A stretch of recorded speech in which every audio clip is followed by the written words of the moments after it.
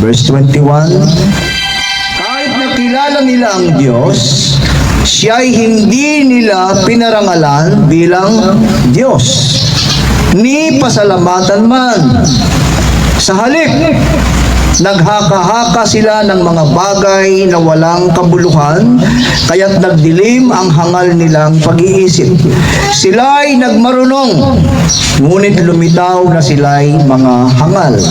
Verse 23, tinalikuran nila ang kaluwalhatian ng Diyos na walang kamatayan, at ang sinamba nila ay mga larawan ng mga taong may kamatayan, ng mga ibon, ng mga hayop na lumalakad, at ng mga hayop na gumagapang.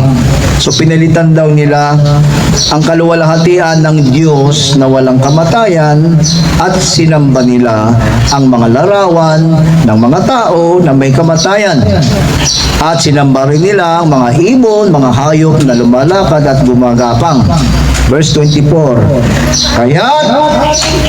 Kaya't hinayaan na sila ng Diyos sa kanilang maruruming pagnanasa, hanggang sa hindi na nila mapigil ang paggawa ng kahalayan sa isa't isa.